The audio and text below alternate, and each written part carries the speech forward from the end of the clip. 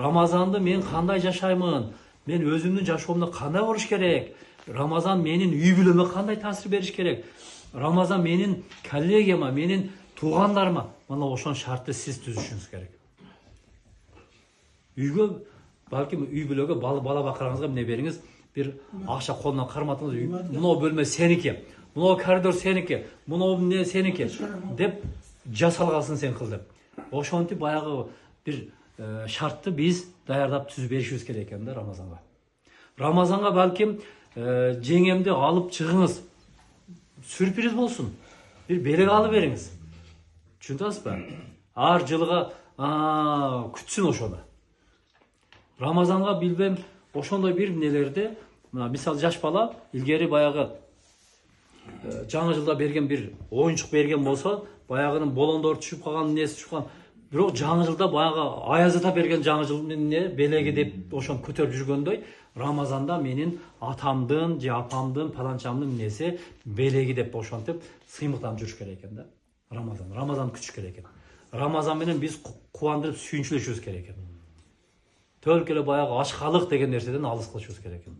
Рамазанда эстесеңиздер, айылдарда ушундай нерсе болчу, аталарыбыз жетелеп алып, ифтарга алып барат. Ифтарга барсаңыз, кошунанын үйүндө, үйүнүздө жебеген тамактар бар да, самсалар бар, билбем, ошол адамда жаш балдарга кызыктуу болчу. Эрте менен сухурда өзгөчө тамактар болот. Түшүнүп атасыздарбы? Демек ким эмнени жакштырган болсо, жакшы көргөн болсо, ошол жагы менен жакындашышыңыз керек дегендей Рамазанда. Рамазанда ушундай кубаныч болуш керек экен. Бүгүндөн калбай эмне кылышыбыз керек, баягы пландашыбыз керек экен Рамазан. Элестетиңиздер, эгерде жеңемди аласыз, Өскөн агай, магазинге барасыз, айтасыз, Рамазандын 1-2 күн калды, же 1 күн калды, же Рамазан 1-чи күнү билбейм. Бир правда кылалы. Кымбат болсо болсун. Болсун дедиңиз. Кайсы магазинге барасыздар? Балким Глобусқа барасыз, балким Азияга барасыз, балким Бимарга барасыз. Бимарга барасыз. Кымбат, жакшы, сапаттуу. Анан баягы мен түртүп жөнөйсүз, давай сал дейсиз. Нелер салат? Кымбат колбасалар салат, нелер салат. Анан салгандан кийин келем, ушуну чыныгы бир муктаж бийликке алып баралы. Ушуну. Bir жылы 365 күн болсо, bir күн, bir продуктаны. Өзүңүзгө жакшы көргөн нерсени, тандатпас да, жеңеме тандасаңыз башкача тандайт, өзүңүз тандасаңыз бар. Копол бир сөз айтайын, бумага алсаңыздан сиз арзаныраагын аласыз, ал тазараагын алат, агыраагын алат дегенде. Мына ошентип туруп, Рамазандын 1-2 күнү жакшы бир неме кылып туруп, продукт кылып туруп, азык түлүк кылып туруп, бир муктаж үй бүлө алып барсаңыз кандай сонун болот. Өзүңө жакшы көргөн нерсени башкага көрмөйүнчө ыйманың толук болбойт дейт пайгамбар саллаллаху алейхи вассалам. Бир жолу. Эми ошол, мына элестетиңиздер, биз ошто турабыз да. Телефон чалсаңыз, сизге мынау чайкана сону кылып тамак даярдап коет. Жадасыз үйүңүзгө алып келип коет. Бир 2 килограмм заказ бердиңиз, продукттан баянтып алдыңыз. Бир эле үй бүлө, мен сизге 10 үй бүлө деген жок, бир үй бүлө. Балким алыс бир адам болбосун, өзүңүздүн айланаңызда жакындар болушу мүмкүн, бирок чыныгы бир муктаж болсун.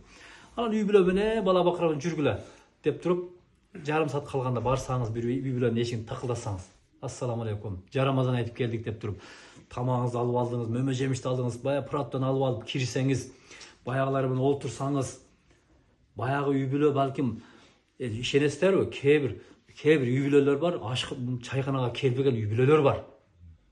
Кээ бир үй бүлөлөр бар, тойканага такыр кирбеген үй бүлөлөр бар.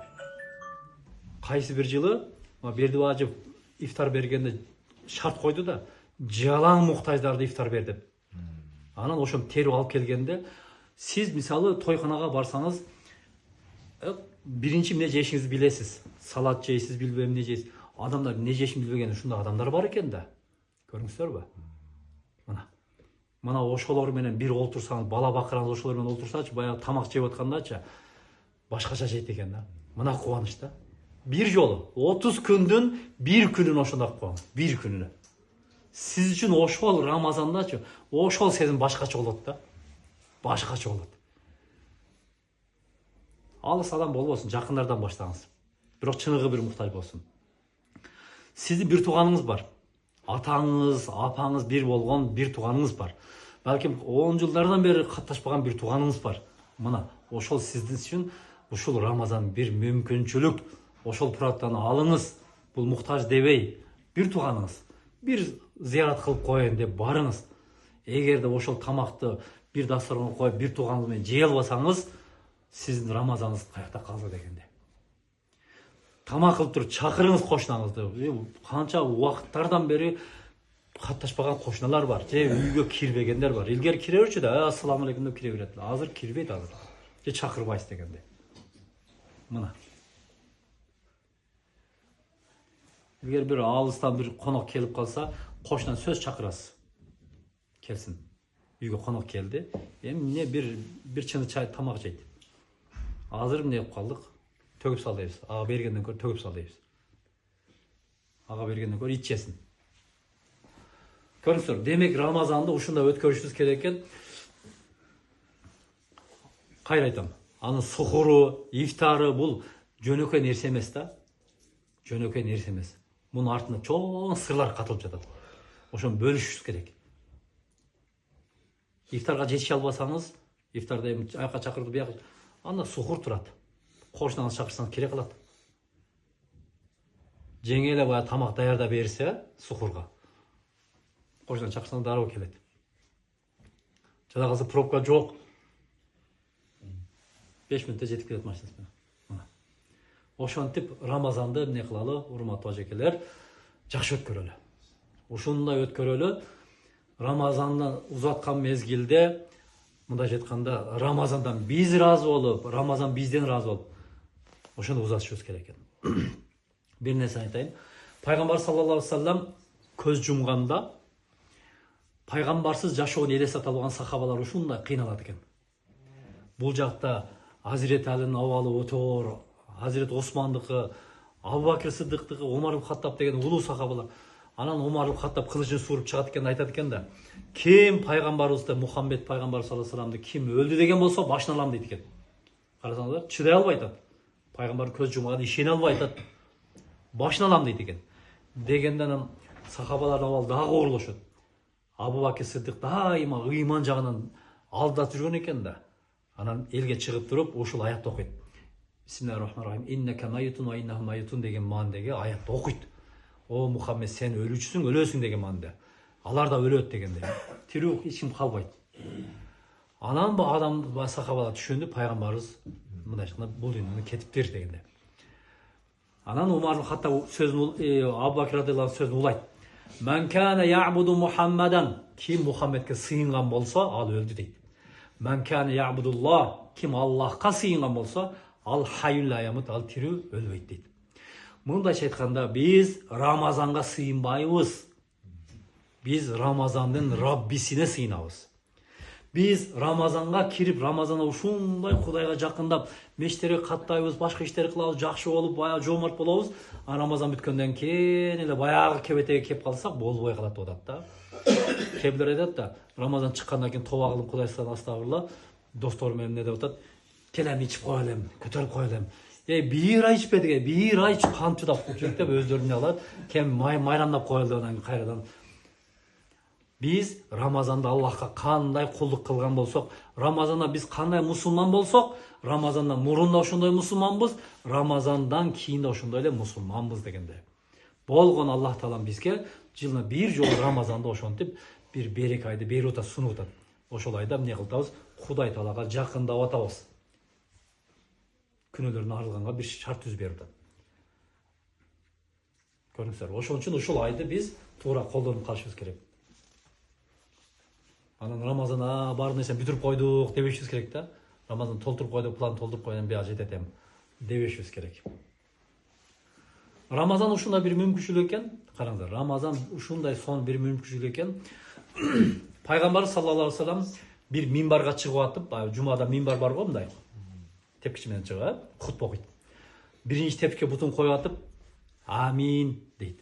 Экинчиге коюп атып, ойлонуп туруп дагы амин дейт, үчүнчү коюп аткан амин дейт.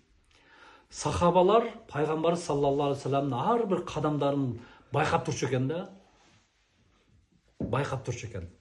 Анан сөздөрүнө да ушунча көңүл бурган экен, баягы сөздөрүн жаттап кала турганчалык деңгээлде баягы диккат кылып көңүл буруп турчу экен.